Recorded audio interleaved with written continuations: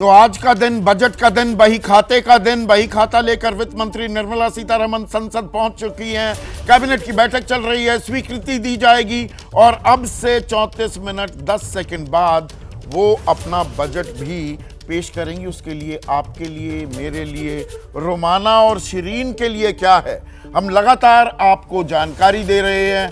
Expert centre से रोमाना मेरे साथ जुड़ी हुई है, डेटा सेंटर से शिरीन भी जुड़ी हुई है और मेरे साथ इस स्टूडियो में, जिस स्टूडियो में मैं विराजमान हूं, 5 मेहमान हैं, 5 एक्सपर्ट्स हैं। और यामिनी, मैं शुरुआत आपसे करना चाहूंगा। एक चीज जो उम्मीद आप करती हैं कि इस बजट में होनी चाहिए। जी, महंगाई पे लगाम और समावेशी होना चाहिए। सभी वर्गों के लिए एक रूप से तरक्की के लिए या प्रगति के लिए या स्टेबिलिटी का बजट होना चाहिए। सबका साथ, सबका विकास होना चाहिए।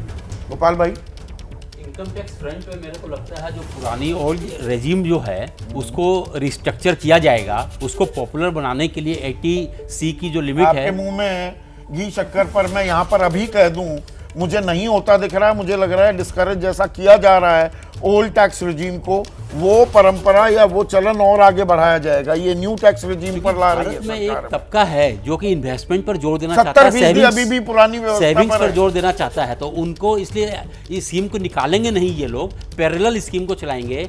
दोनों में बहुत डिस्पैरिटी है। मैं आपको एक नहीं, वो चलाएंगे पर उसको बढ़ावा देंगे, मेरे अपने डाउट्स। क्योंकि डिस्पेरिटी काफ़ी है। आपको ये जान के आश्चर्य होगा कि पुरानी स्कीम में अभी भी सरचार्ज 37% है।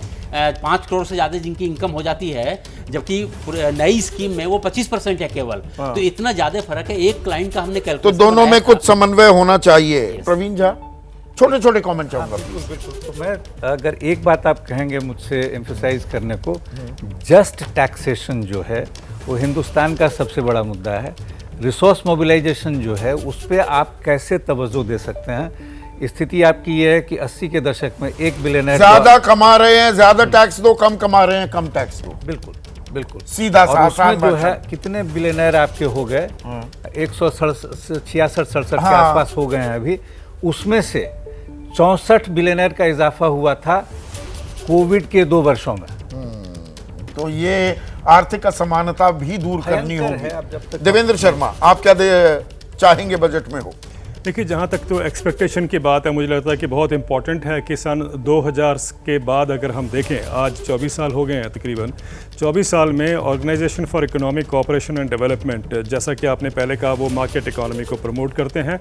उनका कहना है कि among the 54 major economies, Bharat ही एक ऐसा देश है जहाँ पर किसानों ने लगातार हर साल घाटे की खेती की है।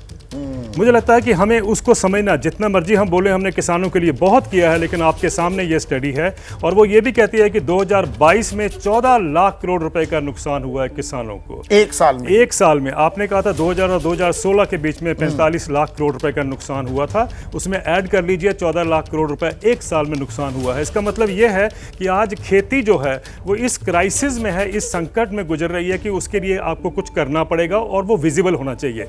मेरे 2 सुझाव हैं आपके लिए। हाँ, प्लीज। एक तो यह है कि भाई आप एक कमीशन का गठन करिए, a national commission for farmers income and welfare, जो कोऑप्ट करे, जो एमएसपी को संस्था देती है। CSCP नाम की चिड़िया, हाँ, इसको तो पहले बंद और करो। दूसरी बात है कि जैसा कि कल भी उसमें कहा गया है सर्वे में, इकोनॉमिक सर्वे में, कि अब समय आ गया है कि हम ये समझें कि इन्फ्लेशन की जो टारगेटिंग हो रही है वो गलत हो रही है। हम सारा दोष फूड पे देते हैं कि महंगाई बढ़ गई, हमारी किचन का बजट खराब हो गया, लेकिन असली महंगाई जो है हाउसिंग, हेल्थ और एजुकेशन से है।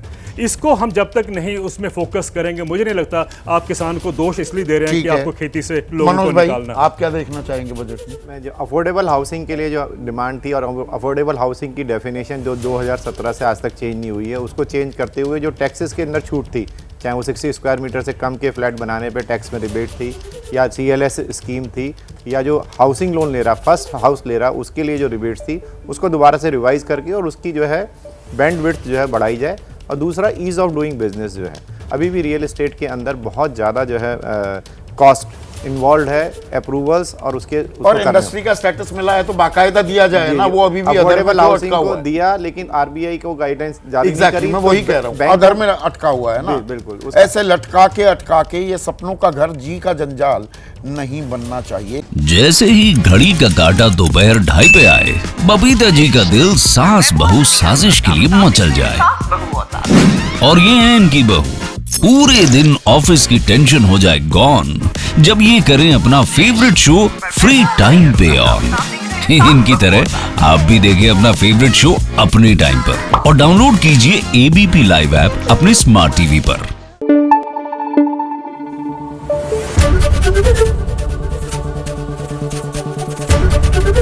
एबीपी न्यूज आपको रखे आगे।